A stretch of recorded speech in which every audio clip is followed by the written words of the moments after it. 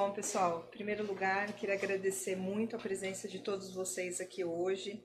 É o nosso primeiro encontro, né, o nosso primeiro meetup do Cyber Security Girls, que é uma iniciativa do Eric e minha. Né? Nós somos amigos aí de longa data, trabalhamos na área já há bastante tempo. E o nosso intuito com esse trabalho foi sempre... nós identificamos, né, uma deficiência na área de segurança, que era a baixa presença de mulheres, né, nesse mercado, e gostaríamos que tivéssemos a oportunidade de trabalhar com mais mulheres, né? O Eric estava cansado de treinar só homem, e eu estava cansada de olhar para o lado e só trabalhar com homem, né? E aí nós decidimos então fazer esse trabalho, que tem duas ações prioritárias. Uma é o Meetup, que vocês estão aqui hoje inaugurando com a gente, e o segundo é um programa de mentoria, onde nós selecionamos algumas meninas que vão começar a ser treinadas, né, na área de segurança, para que possam aí enveredar por essa área, que é uma área muito bacana, muito instigante. Esses meetups nós vamos trazer para vocês mulheres que estão fazendo trabalhos fantásticos, não só no Brasil, mas fora, tá? Para mostrar para vocês todo o potencial que essa área tem e o quanto de oportunidade ela oferece, tá?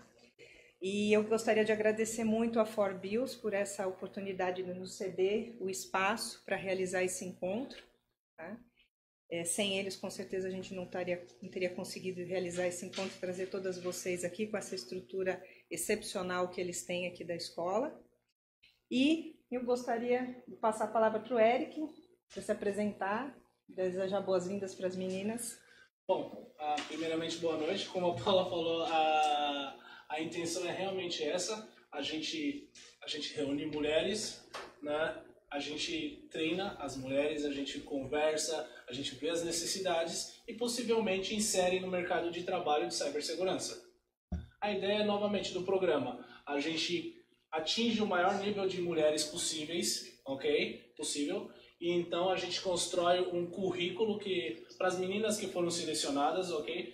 Isso só para explicar. O processo foi basicamente, a gente soltou um formulário, enviou, quem respondeu foi entrevistado, certo? Nesse momento. Aí a gente selecionou algumas meninas, certo? E essas meninas vão ter uma mentoria técnica e comportamental. Porque a gente entende que um bom profissional, ele não é só técnico e ele não é só comportamental. Ele é uma junção dessas duas coisas, ok? Então a mentoria tem como foco selecionar essas pessoas em 20 semanas de mentoria. Essa pessoa deveria ter pelo menos os conceitos fundamentais da área de cibersegurança, sistemas operacionais, redes, aplicações, regulações como, por exemplo, GDPR, PCI. Então a ideia é que vocês estejam tecnicamente capazes, certo? De executar uma tarefa e emocionalmente capazes de suportar certas situações difíceis. Ok? Quando eu falo de situações difíceis, não são porque você é mulher, negativo. São situações do dia a dia, que muitas vezes fazem com que a gente tenha atitudes que não são muito adequadas àquela situação. Por quê? Porque tá todo mundo assim. E aí? Já arrumou o firewall? E aí? Caiu tudo. O gerente tá me ligando? E aí? Então a ideia é para que vocês tenham suporte emocional, técnico, e ter essa junção para que vocês possam entregar um trabalho de alta qualidade. Novamente, a gente quer que vocês tenham alta performance e assertividade no que vocês vão fazer. Basicamente, o programa é isso, né? A gente trouxe a Paula Rodrigues. Paula Rodrigues, por favor, Paula, para falar um pouquinho de vocês. Outro ponto que é bastante importante a gente ressaltar. Eu estou falando agora, mas só mulheres que vão dar palestras. Ok? Os encontros presenciais serão só com as meninas e nós vamos priorizar as palestrantes mulheres também. Exatamente. A live a gente está abrindo para todo mundo, até porque a gente acredita que num mundo mais colaborativo, né? Não é à toa que a iniciativa é de um homem e de uma mulher. Mas, nesse primeiro momento, a gente vai privilegiar vocês, né? Porque a gente tem um gap aí a cumprir. Paula, seja muito bem-vinda. Obrigada. A Paula é uma profissional da área de muitos anos de experiência. A gente tem o prazer também de ter contato profissional, né? E agora ela vai dar aí um overview para vocês sobre os conceitos de SOC. Legal. Boa noite, pessoal. Deixa eu colocar aqui o meu reloginho para poder startar, porque eu tenho o costume de falar bastante e eu vou acompanhando aqui, né? Ou seja, acho que a apresentação ela vai ser só um guia para a gente ir conversando, né? E me guiando, mas eu geralmente gosto de falar bastante e a gente vai navegando aí nesse universo de cibersegurança, tá? Deixa eu passar um pouquinho, quem passa? Aí? Controlinho. Deixa eu pegar o controlinho aqui para a gente ir passando. Então vamos falar sobre SOC. Eu trouxe, na verdade, vários assuntos assim mesclados para a gente ir, né? Ou seja, falando um pouquinho, porque o conceito de SOC não é um assunto tão extenso, então eu acabei colocando alguns outros assuntos para a gente ir se conceituando e falando tudo focado na parte de cibersegurança, tá? Então vamos lá. Paula Rodrigues, sou uma Cybersecurity Girl. Então vamos lá, deixa eu me ajeitar aqui com o botão. Deixa eu desliguei. Calma. Problema técnico. Pra cá? Pronto, chegou. Então eu vou falar um pouquinho de mim. Quem é a Paula Rodrigues, né?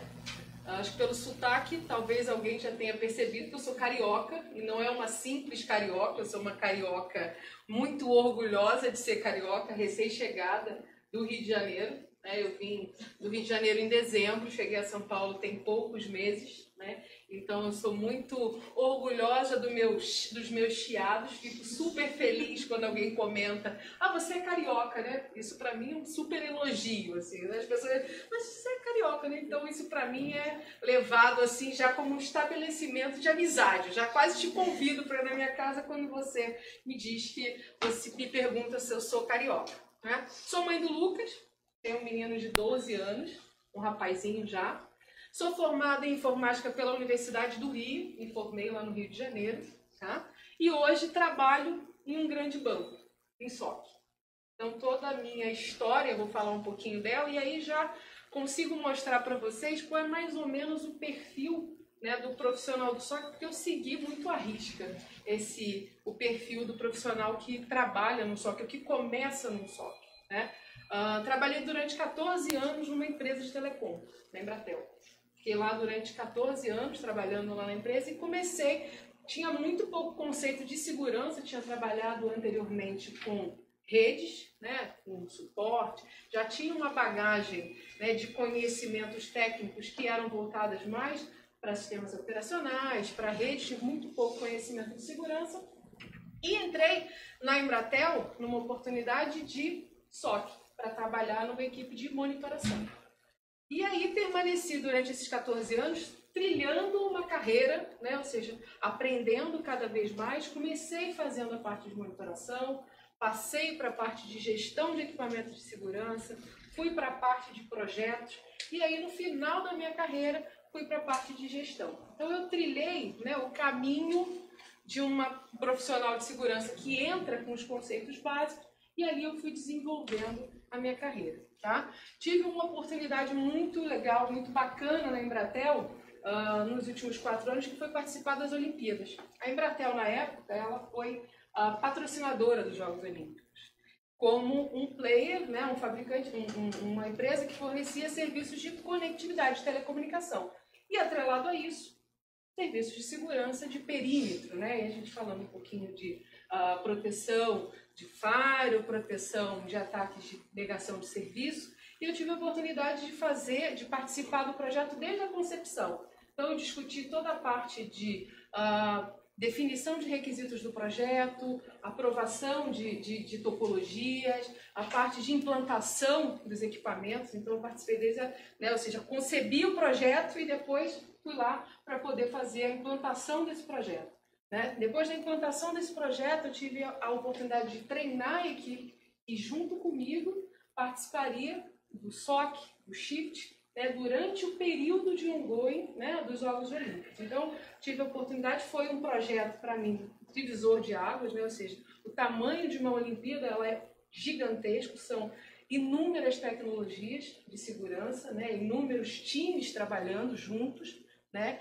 E em um período muito curto de tempo. Então, todo mundo que teve a oportunidade de estar ali foi um desafio, né? Ou seja, do ponto de vista de resiliência, de paciência, de persistência, de tudo. E é óbvio que os frutos, né? A gente conseguiu entregar as Olimpíadas, não tivemos nenhum evento de segurança, nenhum impacto, ficou todo mundo feliz. E o que eu levei disso foi essa experiência e os amigos, né? E toda a bagagem técnica, obviamente, que eu adquiri nesse período de tempo. Tá? Então, essa é o meu legado, né? O que eu passei até agora. E hoje eu estou completando 6 meses na empresa que eu estou hoje, que é aqui em São Paulo, que é um banco grande de varejo. Eu tenho a oportunidade de trabalhar também com SOC, não inovei, mudei de empresa, vim para São Paulo, mas continuei lá no SOC. Eu gosto desse tipo de trabalho. É um trabalho bacana e aí eu estou hoje fazendo 6 meses nesse banco. Tá bom? Então essa é a Paula Rodrigues. Essa figura aqui foi a mais difícil para mim, que tinha tanta figura bacana do Rio que eu fiquei com dúvida. Eu falei, o que eu vou botar? Eu falei, não, vou botar essa daqui para o pessoal de São Paulo não ficar tão invejoso, assim, olhar aquela paisagem linda. E aí, entendeu? Aí eu fui um pouco mais ameno. Legal? Fiquem à vontade para fazer perguntas se eventualmente vocês precisarem e me interromperem. Tá ok? Vamos aqui. Então, antes de eu falar de SOC, por que a gente está aqui hoje, né? Ou seja, qual é o mote, né? Por que tanto se fala em segurança? Por que a Paula, junto com o Eric, teve essa iniciativa de falar de segurança? Qual a importância e por que, né, que a gente está vivendo esse cenário? Eu coloquei um pouquinho. A CEO da IBM, que é uma mulher, falou: acreditamos que os dados são um fenômeno do nosso tempo. É um novo recurso natural do mundo. E aí me remete, né? Um novo recurso natural do mundo, a gente começa a pensar, é um novo advento, né? Você pensar o recurso natural, a gente olha para trás e vê. Olhando para o Brasil especificamente, né, o recurso natural que teve sucesso, né, e que foi explorado e com isso vantagens e desvantagens, ao Brasil, café, a gente está colocando o dado no mesmo patamar que esses recursos naturais.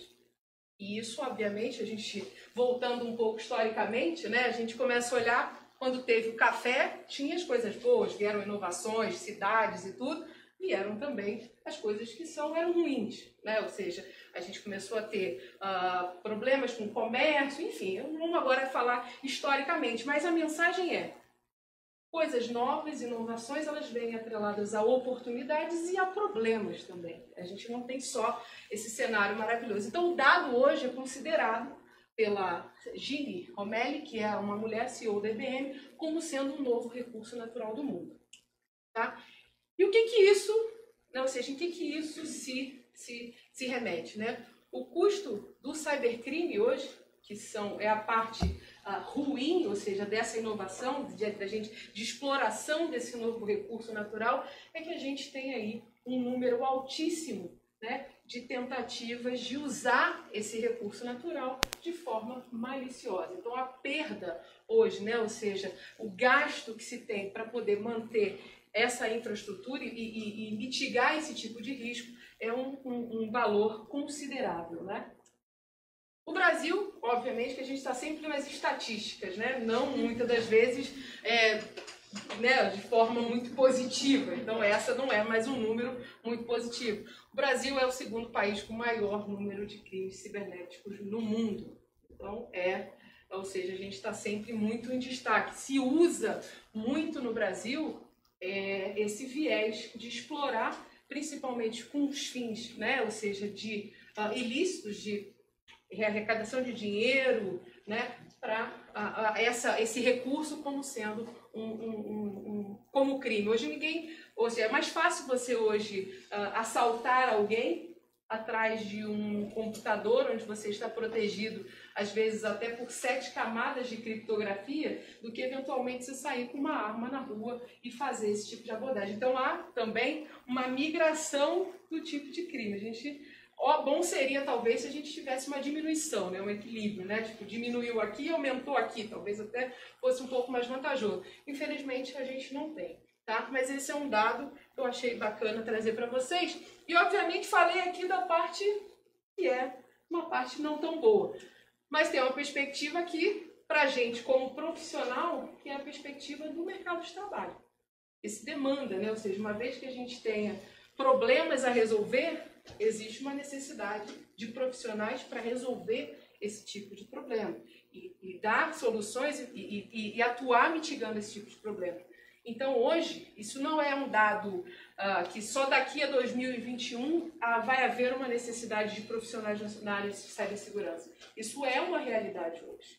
Hoje, muitas das vezes, você abre uma oportunidade e você fica um bom tempo procurando profissionais que sejam qualificados para poder entrar naquela vaga, para poder preencher aquela vaga. Então, o mercado de trabalho ele está demandando profissionais de cibersegurança. E a inovação, ou seja, isso é uma máquina que não vai parar nunca, porque cada vez mais a gente está indo para a internet, o dado, ele está... Ou seja, tudo que a gente tem hoje, a gente estava conversando agora antes de entrar, sobre a questão de transações comerciais no banco, ou seja, o efetivo, né, os clientes eles estão migrando das agências físicas e indo para a internet. E isso abre uma série de, ou seja, de oportunidades para a gente poder trabalhar. Então, esse dado aí é um dado que, na minha perspectiva, é um dado, né, ou seja, positivo.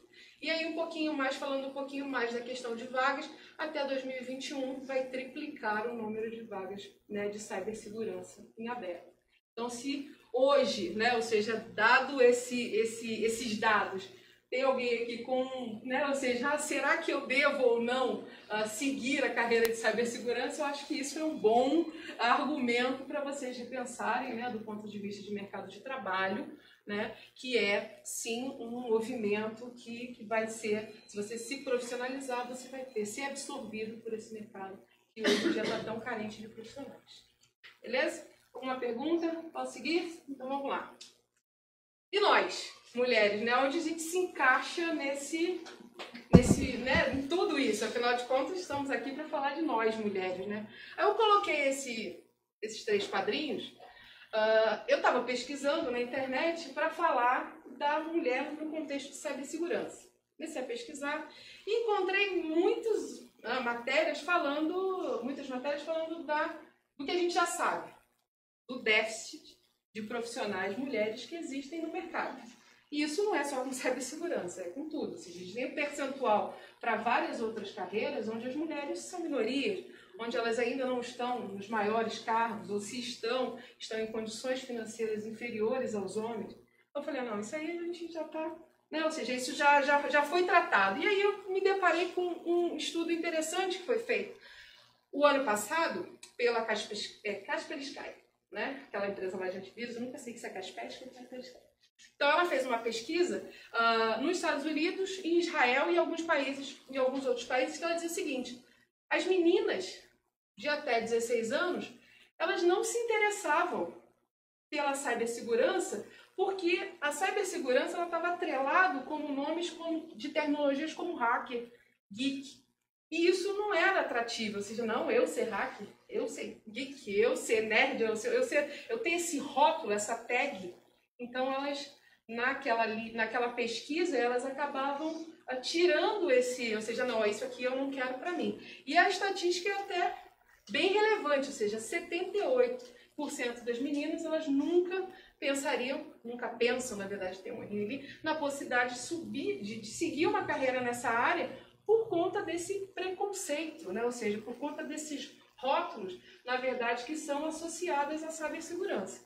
E eu sou a prova bem viva disso, de que eu não me encaixo em nenhum desses quesitos, né? Em nenhum desses conceitos. Então, assim, é um trabalho também, até conversando com a Paula, de conscientização que não está associado. Ou seja, hoje existem, né? Ou seja, várias mulheres que não tem nenhum problema com isso, né? Mas desmistificar essa questão de todo mundo que trabalha com cibersegurança já teve alguma vida pregressa de hacker ou de coisa, não é uma realidade. Óbvio que a gente tem um percentual relevante, mas não é uma realidade total. Então eu trouxe só para vocês, só com figura ilustrativa, e nessa pesquisa que eu estava fazendo pela internet, eu achei esse grupo, Girls Scouts.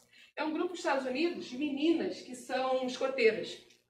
E elas ganham lá, dependendo do programa que elas passam, elas ganham aquelas tags para colocar na roupa. E nos Estados Unidos foi criado, nessa Girls Scout, um badge que era específico de cibersegurança. Então, elas têm um programa específico de cibersegurança e são meninas supernovas, né? E elas são iniciadas na cibersegurança para desmistificar, né, tudo isso e já trazendo desde pequena, né, esse conceito de ciência, de tecnologia.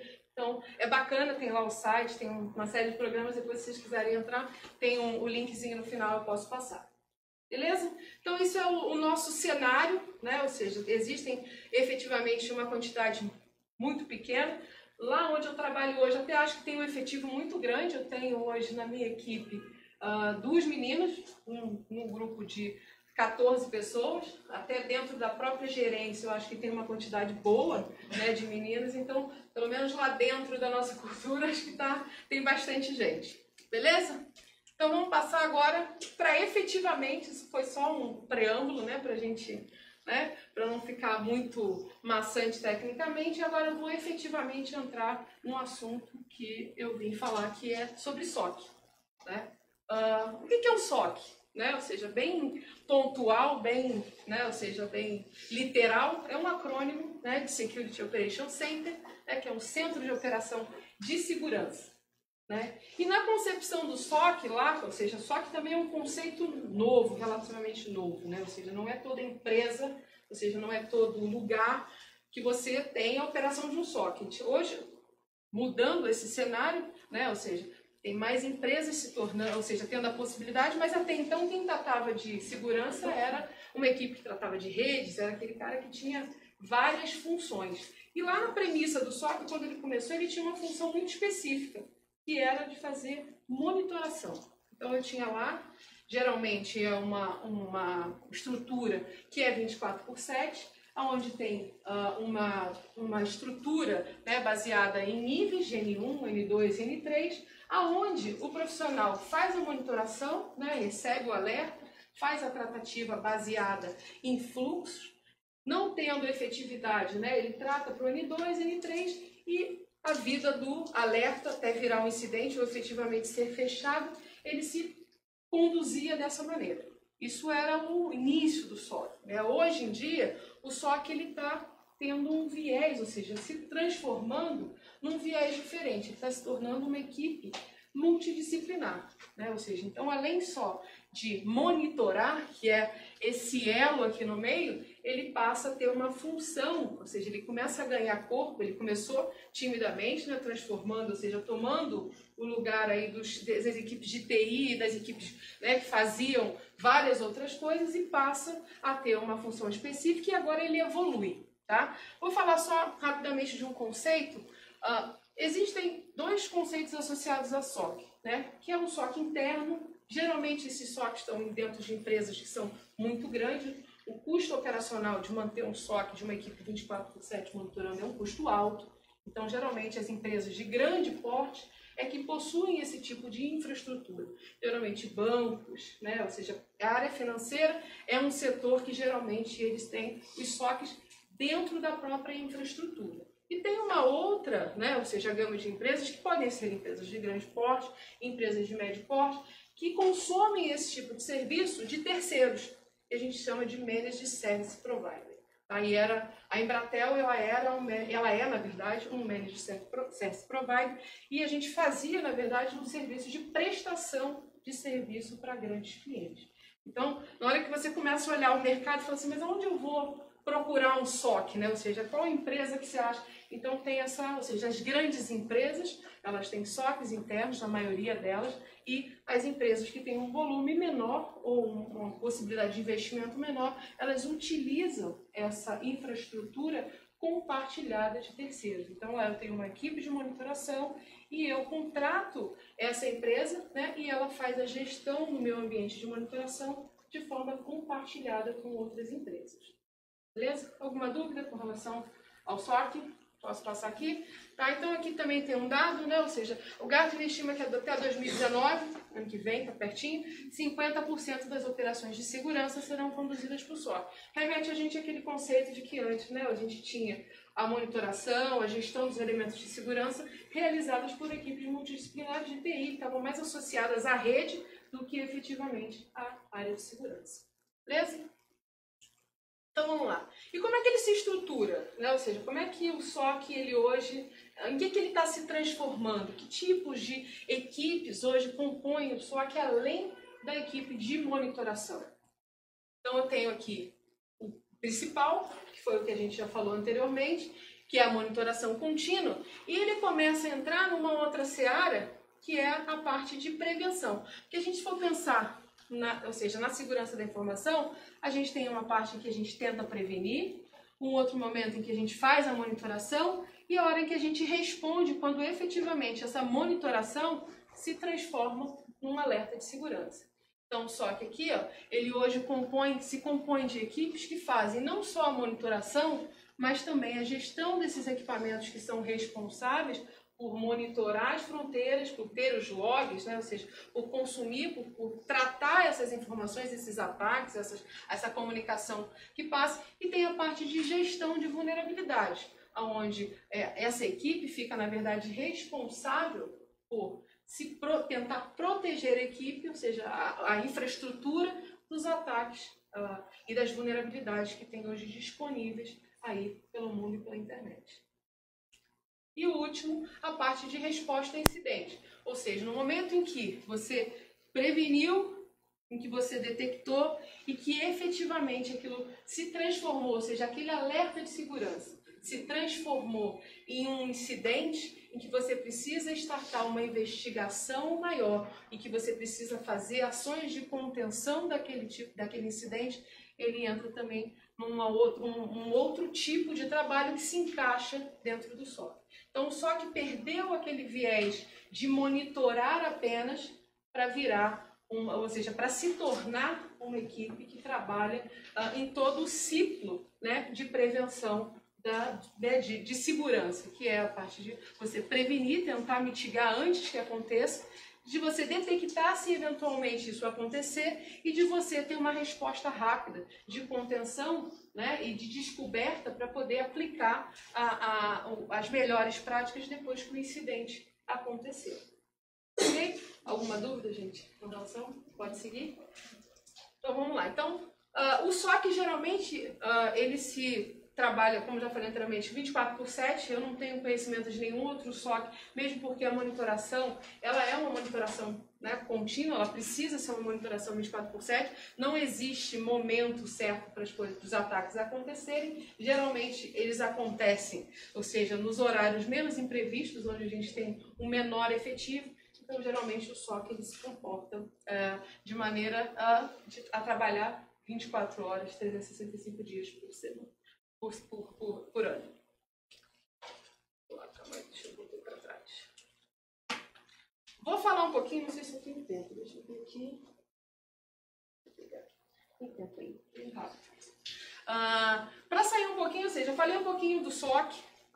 Ou seja, não é uma estrutura, algum assunto extremamente extensivo, né? E aí eu trouxe aqui, ou seja, mas o que o SOC trata, né? Ou seja, para falar um pouquinho do dia a dia do SOC. E aí eu elenquei um ataque, né? Ou seja, que hoje é muito comum, né? Ou seja, comum do ponto de vista de, ou seja, esse tipo de ataque afeta, ou seja, a vida da maioria das pessoas quando ele acontece, dos clientes das empresas que acontece. Eu elenquei o ataque de DDoS para falar um pouquinho de vocês sobre esse conceito, ok?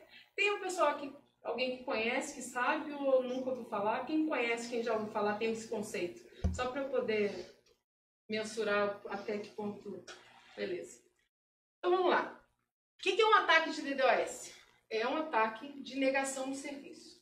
Ou seja, o principal objetivo de um ataque de DDoS é indisponibilizar a infraestrutura. E isso ele pode ser um ataque que tem N motivações, né? Ou seja, pode ser um ataque direcionado para um concorrente, ele pode ser um ataque direcionado para alguém que queira, né? Ou seja, depois fazer uma propaganda em cima dessa indisponibilidade. Então, o ataque de DDoS ele é um ataque que tem uma abrangência, né, muito grande. E como é que ele acontece? Aqui eu simulei aqui uma infraestrutura de uma empresa, né? Aqui toda a parte de conectividade com a internet, né? Calma aí. E aqui a gente tem, né, as chamadas botnets, né, os hosts que são comprometidos, fazendo os ataques para cima dessa infraestrutura.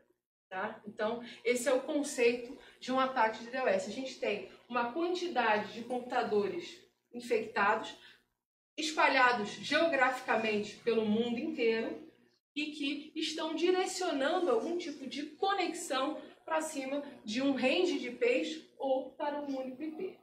Tá? Então, vamos lá. E como é que ele funciona? Ou seja, que tipo de ataques eles podem ocorrer? O primeiro ataque é o tipo de ataque volumétrico, onde você tem ou seja, o atacante ele visa explorar a capacidade de comunicação daquele target, né, daquele destino.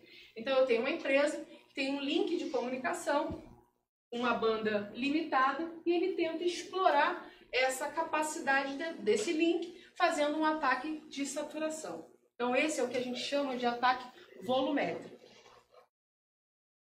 Existem outros tipos de ataque também de negação de serviço que eles na verdade afetam não mais a capacidade do link, mas sim a capacidade de processamento dos elementos que fazem parte da comunicação. Então, alguns ataques eles vão fazer com que os firewalls, os IPS, os balanceadores, eles tenham a capacidade deles comprometida por conta dessa quantidade de requisições ou tipo de ataque que é direcionado para esses elementos. A gente chama isso de ataque de exaustão de equipamentos.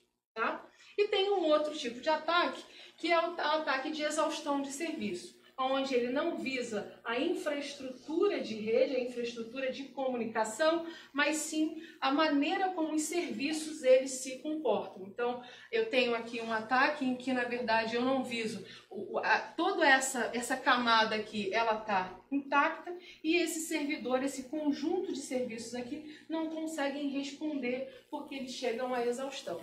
Tá? Então, hoje, e esses ataques, quando ocorre um ataque de DDoS, ele pode começar com um tipo de técnica, fazendo uma exaustão em cima de serviços, e ele pode, na verdade, ir em direção a outros ataques, saturando os equipamentos, fazendo exaustão dos equipamentos e saturando a banda. Tá? E como é que a gente mitiga isso? Como é que a gente trata isso dentro do SOC? Né? Como é que a gente atua nesse tipo de situação? No próximo slide eu coloquei um player, né? Ou seja, é um player muito conhecido para esse tipo de ataques. Eu ia tirar, mas acabou passando, enfim. Que é a Arbor. A Arbor é um player que trabalha, ou seja, oferecendo tecnologia para poder conter esse tipo de ataque, tá? E ela pode se colocar tanto dentro da infraestrutura do cliente, para poder mitigar o tipo de ataque de exaustão de equipamento e exaustão de serviço. Ele é um equipamento que você posiciona na borda da rede do cliente e ele tem esse objetivo de proteger. Então eu tenho um ataque aqui, uma situação onde eu tenho ataque de exaustão de serviço, exaustão de equipamentos e saturação do link do cliente. Calma aí. No momento em que eu ativo o que a gente chama de mitigação, de mitigar o ataque, nessa camada aqui que ainda está dentro da rede do cliente, eu consigo aplicar contramedidas, ou seja, técnicas, né, de contenção do ataque, que fazem com que toda essa infraestrutura interna do cliente ela seja restabelecida. Tá? Então, aqui dentro, então, se eventualmente eu tenho aqui um consumo vindo de dentro da minha infraestrutura, não mais da internet, eu consigo fazer com que toda essa camada aqui continue responsiva para dentro, né, aplicando esse conceito de mitigação na borda, né, e consigo salvaguardar o restante da minha infraestrutura. Quando eu tenho saturação de link, como é que eu trato? Ou seja, eu não consigo aplicar, eu já tenho os meus equipamentos aqui comprometidos, né? Ou seja, eu tenho a minha banda comprometida, como é que eu consigo tratar esse ataque quando ele chega aqui? Não existe essa possibilidade. Então você transfere essa capacidade para a operadora que oferece o serviço de conectividade para você. né, o que chamam de serviço de clean pipe, onde você assume um serviço com o operador e diz, olha, no momento em que eu não conseguir tratar esse tráfego, porque ele está saturando o meu link, eu transfiro essa limpeza do tráfego para vocês e automaticamente ele faz a transferência do tráfego, né, para os chamados centros de limpeza, fazem toda a parte de limpeza desse tráfego aplicando as técnicas de mitigação e entregam esse tráfego limpo para a operadora. Então eu tenho dentro dessa estrutura, né, ou seja, essa aqui é uma tecnologia de um player conhecido, mas existem vários outros players, não necessariamente essa técnica de mitigação de ataque está associado a essa empresa. Eu já tinha, na verdade, essa apresentação pronta e eu acabei não tirando esse pedacinho. Então o conceito é esse, ou seja, eu tenho tanto ataques de DDoS que são direcionados para a minha infraestrutura com o objetivo de exaurir, né, os recursos que eu tenho dos meus equipamentos, que eu tenho da minha infraestrutura de aplicação, e eu consigo eventualmente tratar isso dentro da minha infraestrutura, né, ativando as minhas camadas de proteção. Obviamente que aqui esses equipamentos eles possuem, quando o ataque é direcionado a essa camada de aplicação, alguns desses equipamentos aqui eles possuem features que conseguem mitigar o ataque aqui. Mas, eventualmente, quando o ataque ele passa a ser nessa camada, onde ele exaure esses recursos, a gente tem que usar uma camada anterior para poder fazer a proteção dessa infraestrutura. Tá? E quando ele faz a exaustão do link, aí somente através da operadora, né, fechando um contrato em que ela desvia todo o tráfego, faz a limpeza desse tráfego e entrega novamente dentro da infraestrutura do cliente. Alguma dúvida? Vai? Beleza, então vamos lá. Deixa eu só pegar um pouquinho de água, porque eu não sei.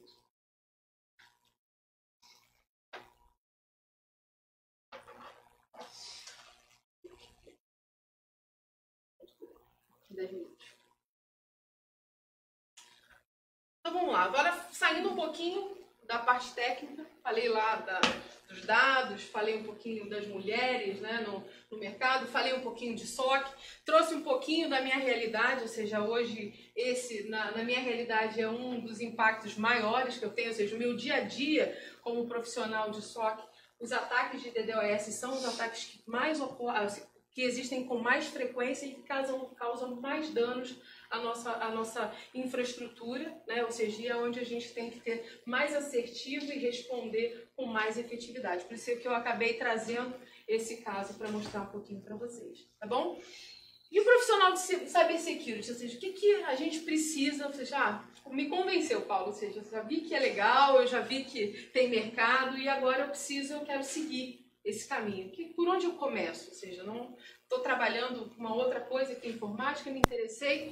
O que você precisa de características pessoais, principalmente no que tange ao SOC, né? Ou seja, que você trabalha com monitoração, que você precisa... O que é de característica pessoal? É aprendizado constante. A cibersegurança, a segurança de uma maneira geral, ela é uma carreira que precisa de atualização constante. Então, a todo momento, você tem técnicas diferentes, você tem maneiras diferentes e você precisa estar o tempo inteiro atualizado. Então, a condição número 1, ou seja, para se tornar um profissional de cybersecurity é a vontade de aprender. Ou seja, muitas das vezes é um aprendizado que você tem que fazer diariamente, consumindo não só artigos de livro, mas consumindo artigos técnicos, fóruns, para estar o tempo inteiro atualizado para poder, ou seja, responder. E a parte de concentração. Imagina a pessoa lá monitorando, trabalhando no SOC, e é alguém que seja completamente, ou seja, eu gosto de inovação, eu gosto de barulho, eu gosto de me movimentar. É uma carreira que exige, de alguma forma, uma concentração. Você tem que ser uma pessoa que vá sentar, que vá focar, que vá fazer as coisas de forma tranquila. Imagina ter um ataque de DDoS, eu fico muito nervoso e eu quero ir lá resolver. Então, assim, é uma das coisas que é importante, na minha visão, para um profissional de cibersegurança, é essa questão de concentração. Tá? E conhecimento técnico, Paulo? Quero entrar em inglês. O inglês é uma condição, a maioria do que a gente consome hoje de informação é em inglês, então o inglês é um passo extremamente importante para um profissional de segurança. Eu acho que talvez é o número 1, né, até mesmo para poder você conseguir consumir esse aprendizado constante. O inglês é um ponto que vai impactar se você não tiver condições de ter pelo menos a leitura, né? Conceito de rede, quando a gente vai contratar lá no SOC, né, ou seja, e aí você contrata a equipe, né, de monitoração, que é o N1, que é o profissional que entra, na verdade, na carreira de segurança, assim como eu entrei, sem muito conceito efetivamente de segurança, mas a gente precisa que ele tenha conceitos sólidos de rede. Ou seja, porque, na verdade, a segurança, ou seja, os ataques, eles são em cima, ou seja, as explorações das vulnerabilidades, tudo que acontece é em cima dessa camada. Então, é preciso que o profissional entenda o funcionamento dessa parte, né, de TI, da informática, para que se coloquem mais bloquinhos de informação em cima, e aí ele vai se formando um profissional efetivamente de segurança. E os conceitos de sistema operacional e aplicação, né, ou seja, saber o que é um Windows, o que é um Linux, o que é uma aplicação de banco de dados, né, os conceitos, o que é uma instância, o que é uma API, a gente estava até falando sobre isso lá fora. Então, esses conceitos são muito importantes porque eles são muito utilizados quando você vai estudar sobre cibersegurança, sobre segurança de uma maneira geral. Então, isso é o conhecimento básico, ou seja, quero entrar na área de segurança, eu tenho que começar a aprender todos esses conceitos para depois colocar uma camada a mais, que aí é os conceitos de segurança. Ok? Ele falou assim, já tô mais ou menos encaminhado nesse, né? Ou seja, já conheço de rede, já conheço de segurança, já estou trabalhando um pouquinho. Qual direcionamento? Eu recebo muito essa pergunta, ou seja, o que eu posso fazer para tentar me destacar? O que eu posso fazer para uma certificação que você talvez indique? E aí eu falo sempre da ISO 27002 e da CompTIA Security Plus. São duas certificações que não são associadas a nenhum fabricante, né? Assim, principalmente a CompTIA, eu tenho visto em algumas vagas de empresa que são certificações que são requeridas. Então, se você já está num nível, né, ou seja, em que você tem um conhecimento, está querendo, ou seja, ser absorvido por todo esse mercado, eu acho que é uma boa indicação, um bom caminho a ser seguido essa certificação.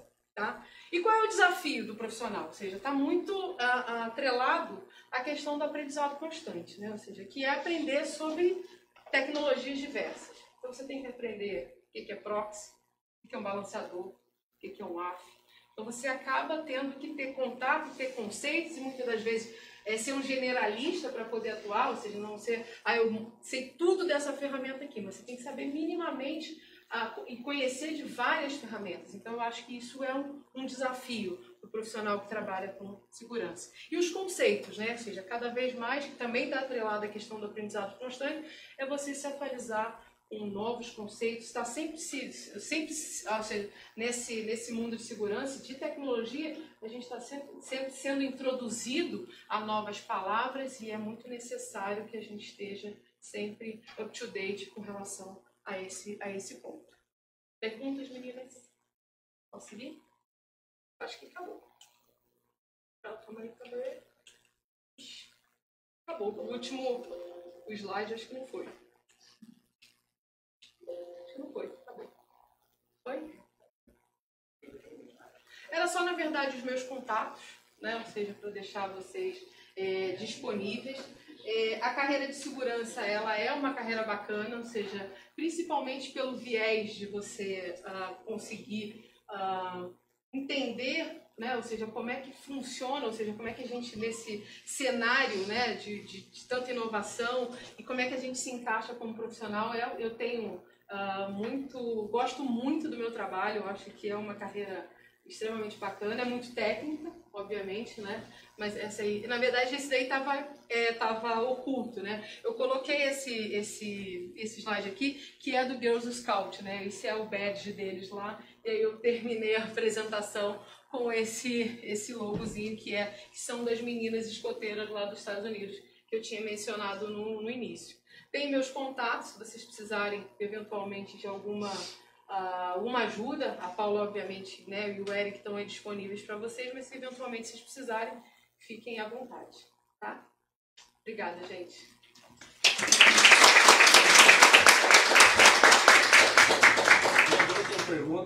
respeito das experiências. Eu tenho. Como que você acha que o mercado olha a segurança para essa área? Eu digo segurança no ato de um crime que acontece com alguma empresa ou coisa do tipo. Você acha que as leis já estão adequadas para o tipo de ataque que ocorre atualmente, coisa do tipo? As leis ainda, a gente está num processo de se adequar. As leis ainda elas não estão prontas, né? A gente ainda tem um caminho grande a ser seguido, mas eu vejo que existem iniciativas muito fortes das instituições de regulamentarem esse assunto. Então, ou seja, hoje a gente está num caminho, né? Ou seja, entendo que esse caminho vai ser um caminho ainda extenso, mas a gente está caminhando para ter regulamentações, né? E conseguir, com isso, ou seja, mitigar crimes que até então não existe nenhum tipo de legislação associada a isso. Então, acho que a gente está caminhando. Mais perguntas? Em toda essa trajetória de anos que você trabalhou, qual o maior desafio que você já teve na carreira? O maior desafio foi, sem dúvida, a Rio 2016. Foi um desafio pessoal muito grande, ou seja, até pelo tamanho do projeto, né? Ou seja, pela magnitude do projeto e pela quantidade de recursos limitados que eu tinha na época, foi um desafio muito grande. Eu tive uma possibilidade de trabalhar muitas tecnologias, aprendi muito, ou seja, tive que exercitar esse aprendizado constante com muita força, né, para poder conseguir entregar, mas sem dúvida nenhuma foi o meu maior desafio e trouxe coisas para mim maravilhosas. Assim, eu tive um aprendizado muito grande e foi muito bacana. Esse foi o meu maior desafio. Legal. Tem uma questão relacionada com a primeira pergunta dela sobre a questão de leis. Eu acredito que para criar leis, para criar regulamentação nessa área, você teria que ter pessoas que criam as leis e possuem conhecimento sobre essa questão da segurança. Hoje em dia, você acha que já tem assim, um certo nível dentro do governo, dentro das pessoas assim, que fazem as leis no Brasil? Isso é uma boa pergunta. A gente estava até falando sobre isso há umas 2 semanas atrás.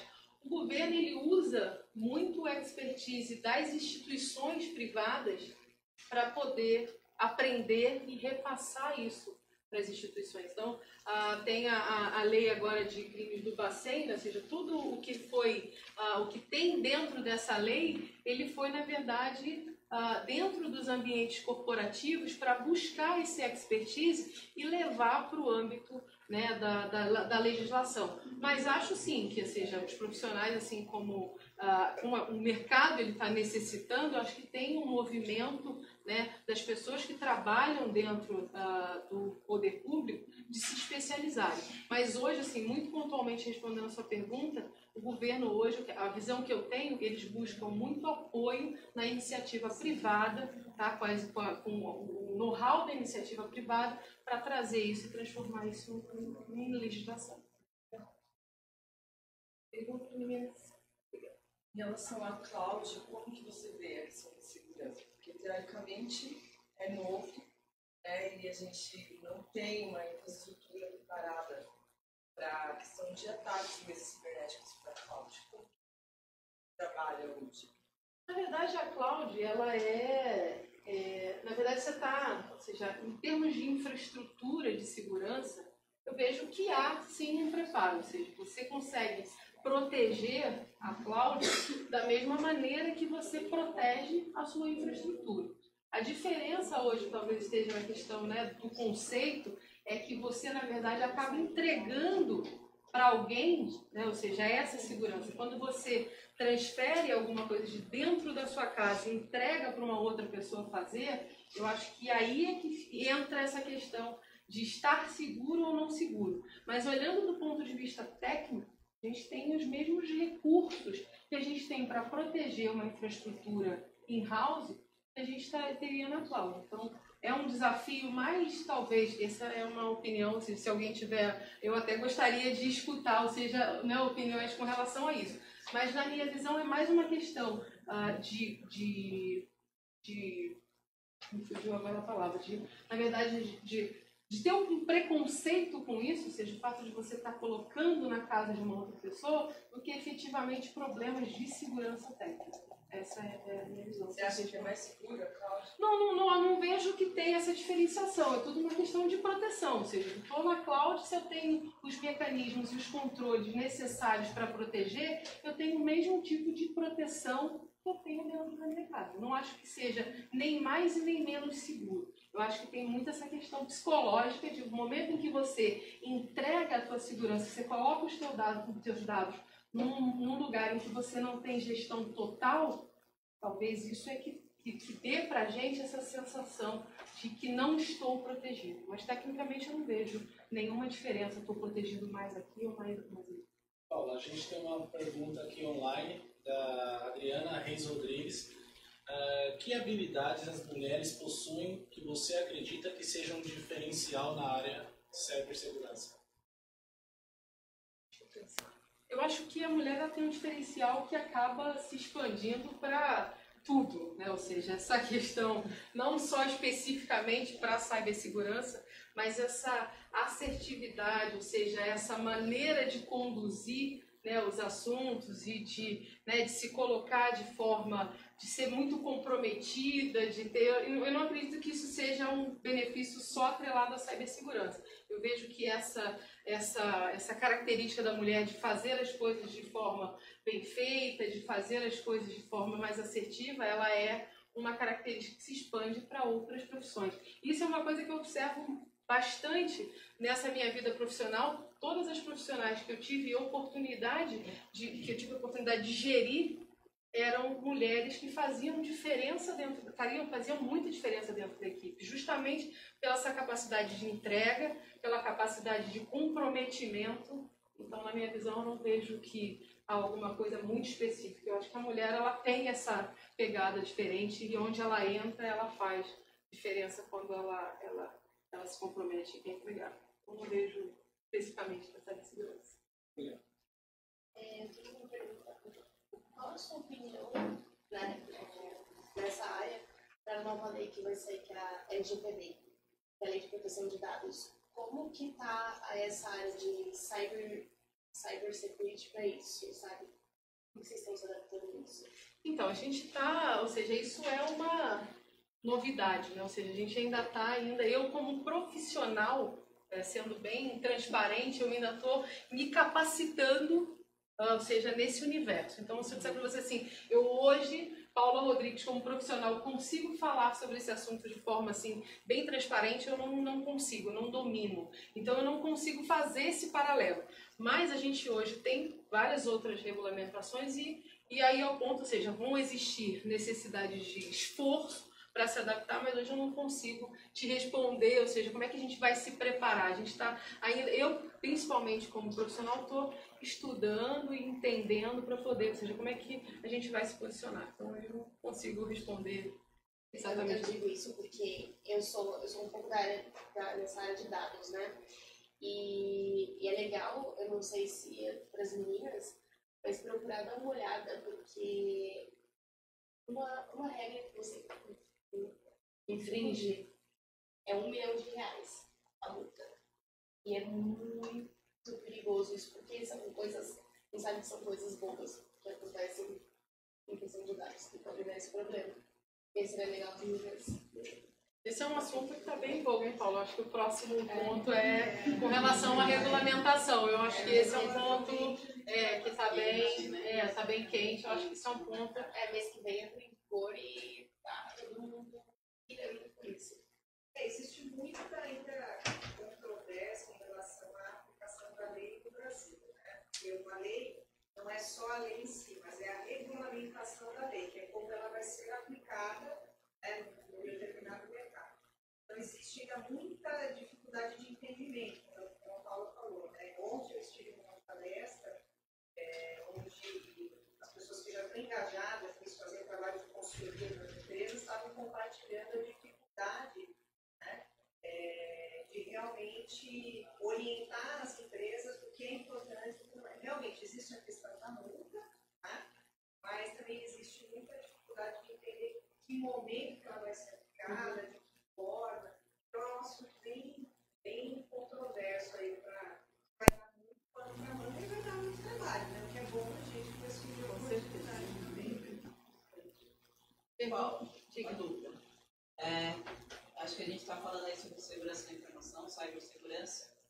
E a gente identifica que nem todas as empresas hoje, no mercado de negócio, vão ter segurança da informação como um pilar. Algumas indagam, mas não sabem nem conduzir a segurança da informação. Como conscientizar essas empresas hoje, em vários nichos, que segurança da informação é um ponto hoje que deve ser olhado com os bons olhos e que pode acontecer algum dano, não só de perda financeira, mas também de imagem. Eu acho que a regulamentação vai ajudar nessa conscientização. Ou seja, realmente ela é um tema difícil, né? Ou seja, para você conscientizar, ou seja, o board, né? Ou seja, as pessoas que estão envolvidas com negócios, que segurança é extremamente necessário, é quando você tem uma regulamentação, quando você acaba sendo conscientizado na dor, onde você tem efetivamente algum tipo de problema, né? E você acaba tendo que se forçar a responder e se preparar para eventuais problemas. Mas assim, respondendo a sua pergunta, eu acho que o que efetivamente vai fazer com que as empresas se preocupem com isso e que tomem ações para mitigar esse tipo de risco são as regulamentações. E aí está muito associado a essa questão da lei de proteção de dados, as multas, porque hoje tem aquela... você vai comprar num shopping, lá numa empresa, todo mundo hoje sobe um shopping, um aplicativo na internet, vai vender, mas ninguém está preocupado muito com o dano que isso pode causar. E a partir do momento que você começa a ter regulamentação, lei, multa, eu acho que vai começar a conscientizar as pessoas. Eu acho que essa é a melhor forma. A gente tem até um comentário aqui da Liana Reis Rodrigues, que ela falou, ter a lei e não ter um órgão que fiscalize já é um grande problema. Porque não garante que isso vai ser cumprido, né, por conta de não ter a lei. E a gente ainda tem muito desafio em relação à legislação no Brasil. Essas foram as colocações dela. E tem uma outra pergunta para você também, que trabalhar no setor financeiro é um desafio um pouco maior que o normal? Essa foi a pergunta. É um desafio porque é um setor extremamente visado, né? Ou seja, a maioria ou seja, eu acho que o maior percentual de motivação por cybercrime é com a finalidade de obter vantagem financeira. Então, você trabalhar no setor financeiro faz de você, ou seja, que você esteja preparada para responder a esse tipo de ações o tempo inteiro. Então, na minha visão, estar no setor financeiro é um pouco mais crítico do que eventualmente você está no setor, talvez, de telecom. Ele é mais, os riscos, ou seja, são mais iminentes. Não que não tenha também lá a sua criticidade. Se você afeta, né, um sistema de uma telecom, você disponibiliza um país inteiro. Mas eu acho que o setor financeiro ele é mais visado do que o restante do outro setor. Pode, claro. Aproveitando que tem muita gente aqui que está conhecendo, às vezes, a carreira pela primeira vez, uma discussão muito presente hoje nas empresas sobre certificação versus faculdade, né?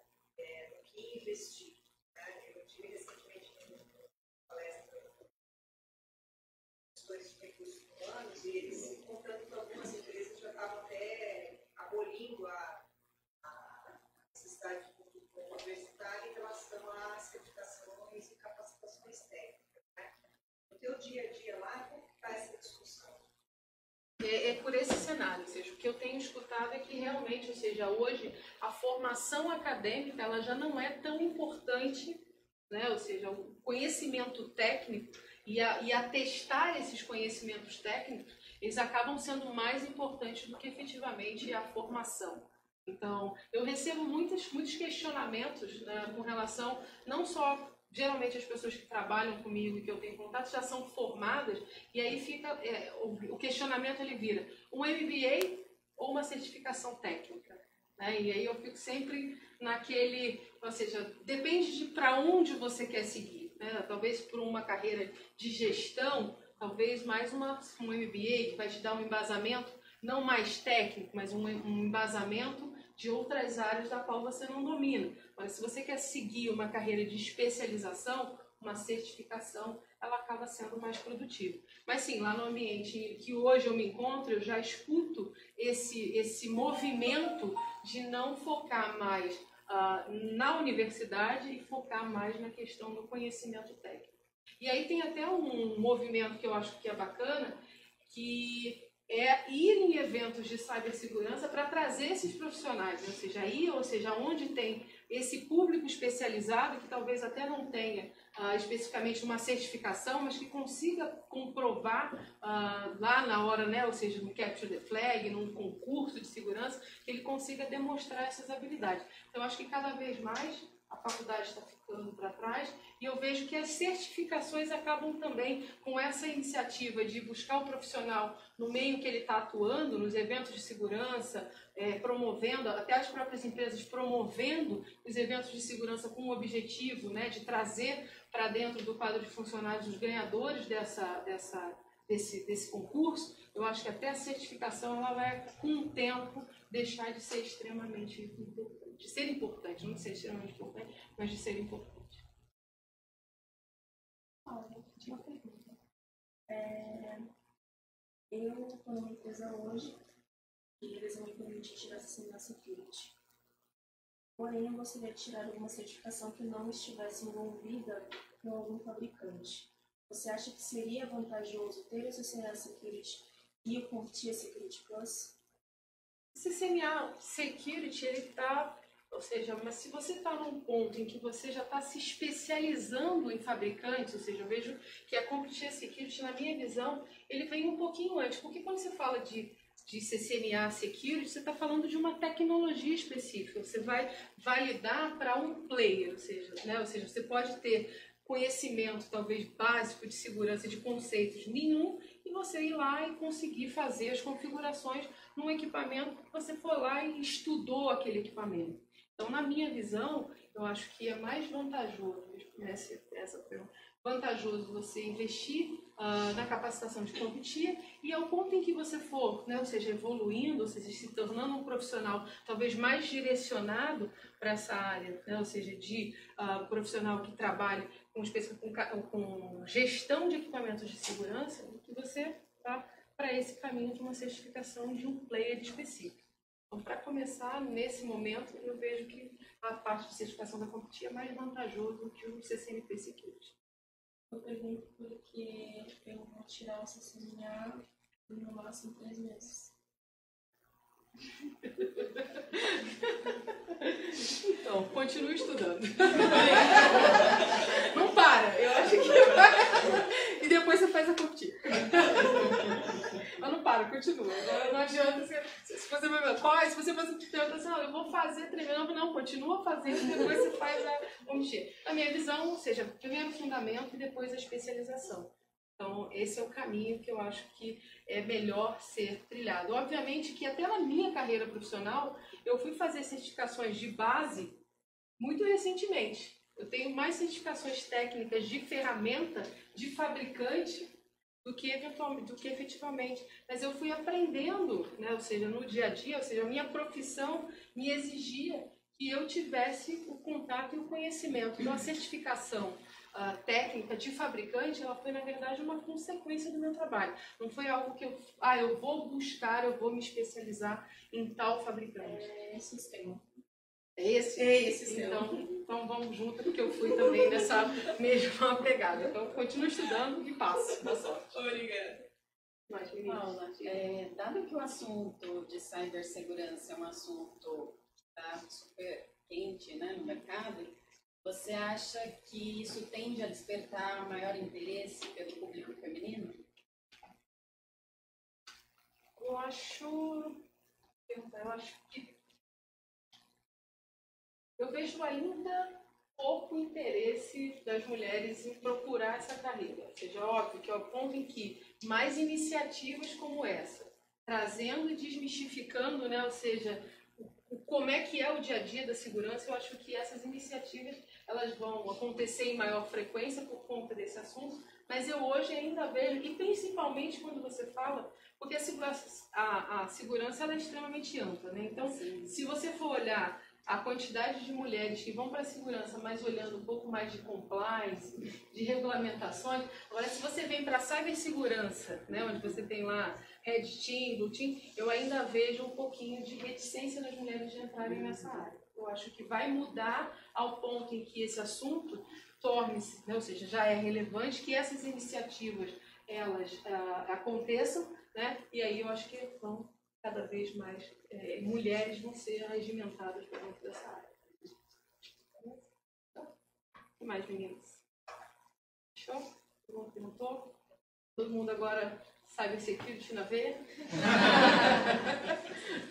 Bom, vamos estudar, deixar o currículo comigo. Vou precisar, agora é só mulher. Agora você já sabe onde buscar. Né? Exatamente, obviamente. Bom, pessoal, essa palestra foi bastante importante para vocês conhecerem. Paula, de novo, muito obrigado. Nossa madrinha.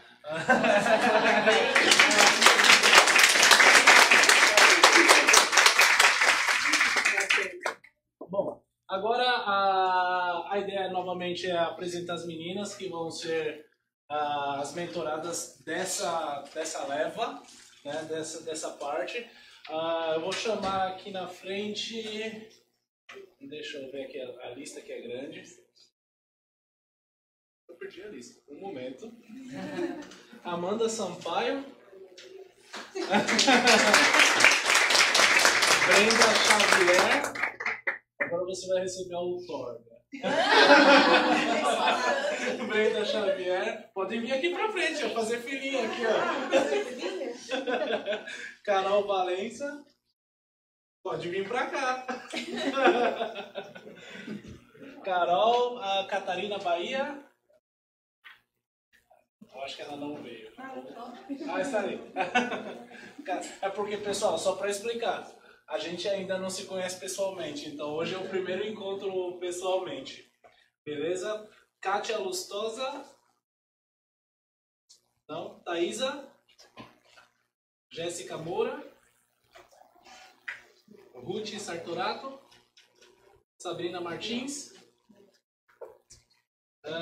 Acho que vai ficar pequeno. Carolina Caires. Ok. Eu acho que isso. Acabou minha lista. Ok. Bom, vocês vão receber uma camiseta como uniforme, né? Vocês vão usar todos os dias. Vocês vão tatuar, tá? Esse é o nosso equipe, nosso SEAL Team, né? Vocês meninas que vão ser mentoradas nesse primeiro momento. Um ponto importante que eu quero que vocês compreendam é que esse grupo é o primeiro grupo. A gente vai formar e eventualmente elas vão se tornar replicadoras. Por quê? Porque não é para ter esse limite de eu e a Paula, eu e a Paula, eu e a Paula. Porque a ideia é que isso cresça e vocês consigam também replicar isso para outras pessoas. Para não ficar preso na gente. Obviamente sempre vai ter supervisão, vai ter o crescimento. A gente tem que se reciclar, vocês têm que se reciclar. E aí a gente faz isso crescer e atingir o máximo de mulheres possíveis. Ok? Bom, O que eu gostaria de dizer para vocês, primeiro, sejam muito bem-vindas. Parabéns por passarem por essa seleção. A gente conta muito com o trabalho de vocês, com a disciplina, o comprometimento que a Paula falou tanto. sim. A gente acredita que o que faz a diferença é o comprometimento e a disciplina. Quem tem isso, chega em qualquer lugar, chega onde quiser. Vocês vão ter a gente como apoiadores. A gente pretende que isso cresça como uma rede, como o Eric falou, independente da gente, e que mais meninas possam ter a trajetória que nós já estamos tendo. Parabéns e muito bem-vindas. Obrigada. Já começou, pessoal? Já pergunta? O que eu queria entender rapidamente, assim, só para, né, o que motivou, assim, vocês, né, rapidamente aí, acho que ainda dá tempo, né? Dá, falar um pouquinho. O que motivou cada um de vocês a procurar o evento, né? Ou seja, já é um envolvimento que existe na área, é uma necessidade natural? O que fizeram que vocês viessem até aqui hoje?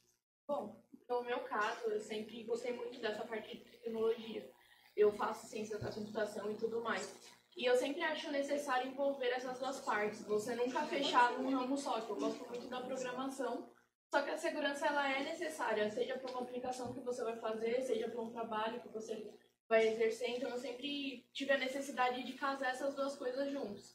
E aí a partir do momento que eu vi o programa, eu falei, pronto, é o momento que eu tenho para entrar nele e conseguir juntar as duas coisas. Então foi isso que me motivou a entrar nessa parte. Mais programadores com mais sede de segurança. E aí menos vulnerabilidade do outro lado, né?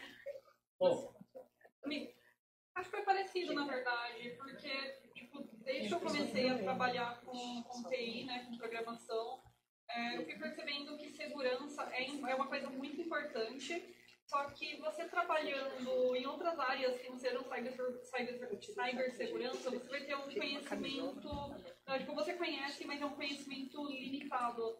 Vendo a importância da cibersegurança hoje em dia na sociedade, tipo, eu acho que eu tive esse interesse de querer saber mais sobre isso, de realmente fazer diferença nessa parte. Eu acho que é isso.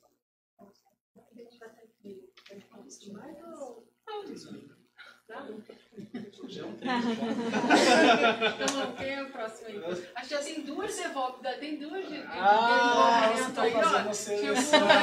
Deixa eu ser a diferença, então. Eu, por estar do outro lado, né? Que eu tô no distribuidor, eu tô com os fabricantes. Então, ter a visão contrária, eu acho que foi o que mais me interessou, né? Eu acho que a minha visão comercial é totalmente diferente do que tudo que a gente conversou aqui. Então, se aprofundar mais, totalmente do outro lado, na outra ponta de vocês, né? Então, acho que é super interessante para ter essa experiência. Eu acho que o profissional hoje ele está cada vez mais completo. O comercial não é só mais vendedor, né? Ele é técnico, ele é comercial, ele, enfim, tem um trajeto aí muito maior do que só de vendas. Eu trabalho na área de redes, né? Server. E eu tenho interesse por segurança já há muito tempo. E eu vejo que realmente tem uma carência no mercado e nas empresas em relação a cursos também sobre mulheres, né? Tanto que eu fiz um MBA de segurança da informação, só tinha eu e mais uma garota. O restante era todos homens, né? Então, eu tenho buscado muito, né? Conhecimento nessa área e realmente tem pouquíssimas mulheres. E quando eu vi o programa, eu falei, nossa, fantástico. Eu iniciei minha carreira numa empresa que desenvolveu um software um scanner de segurança da informação, a N-Stalker. E aí eu era responsável por preencher o banco de dados de vulnerabilidades.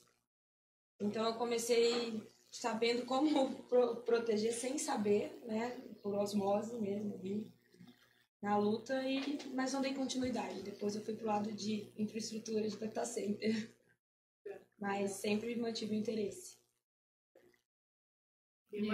Para retomar os conhecimentos técnicos, eu fiquei um tempo com gestão de projetos, então, e a área de segurança foi uma área que sempre me interessou, e com o apoio da Paula, incentivo da Paula também, mostrando o programa, né? Então, através dela me interessei e resolvi participar. Meninas, contem se você quer falar, vamos lá. Contem comigo, ou seja, vocês têm, né, vão ter todo o apoio aí, né, do programa, mas se eventualmente vocês precisarem, né, de algum direcionamento, alguma questão, alguma pergunta, fiquem à vontade para me contactar, eu estou extremamente à disposição. Bom, e sucesso para vocês. Em breve, talvez trabalharemos juntas, né?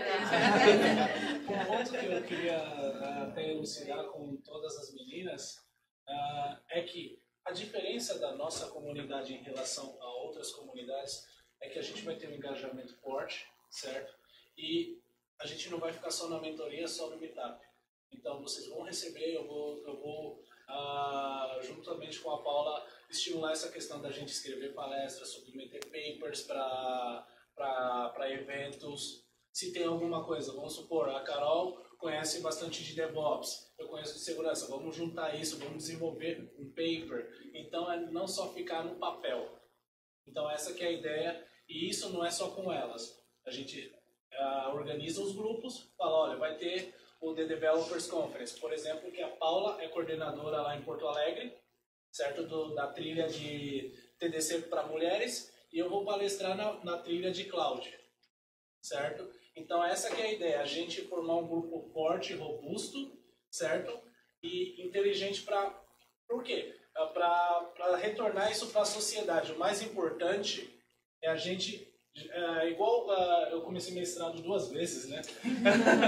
Eu comecei o mestrado 2 vezes E sempre o que fica na minha cabeça, a gente tem que gerar conteúdo para a comunidade. Então nós nos unimos, estudamos juntos, geramos conteúdo. E com isso a gente aprende e alimenta o próximo. E aí a nossa comunidade cresce de forma forte, tão forte quanto o elo mais fraco. Essa é sempre a ideia. Ok? Então, novamente, elas vão ter esse atendimento inicial, vai se expandir, ok? E a gente sempre vai ter esse engajamento para eventos. Então, já tem uma agenda bem grande que eu vou compartilhar com todo mundo e a gente já começa a se preparar para o próximo ano. E assim por diante. Por quê? Porque é essa retroalimentação que faz a gente crescer. Não é só eu na minha casa estudando sozinho, é eu compartilhando, a gente falando, olha, você conhece de SOC? Bom, eu sou de Red Team. Como é que isso se interage? Vamos discutir. E aí, uma nova ideia sai disso. Você cresce, você explica, ela aprende, você aprende. Então, basicamente, esse é o conceito que a gente está desenvolvendo a comunidade do Cybersecurity Girls. Ok? Bom, pessoal, muito obrigado pela presença. Acompanhe a gente pelos meetups, vamos ter os próximos encontros, Exato. mandem sugestões, comentários, feedback para a gente poder melhorar. Exato. E vamos aí. Compartilhem, por favor. Vamos fazer isso chegar mais longe sempre compartilhando. Outro ponto. A gente tem um TDC em abril do ano que vem. Já depois vocês entram, a gente vai compartilhar isso no Meetup. E a gente já tem o Security B-Sides, que são 2 eventos. Um não é de segurança, é para desenvolvedor, mas a gente tem trilha de segurança. E tem o B-Sides também, que é um evento é um evento de segurança que vai acontecer em abril também. Então, preparem-se. Quem não sabe escrever, quem não sabe escrever papers, né? Quem não sabe escrever papers, quem não tem ideia, quem quer fazer, enfim, tenha a vontade, nós vamos nos organizar para submeter palestras para isso. Então é isso, pessoal. Beleza? Muito obrigado novamente. Vamos manter contato pelo Meetup e pelas coisas, ok?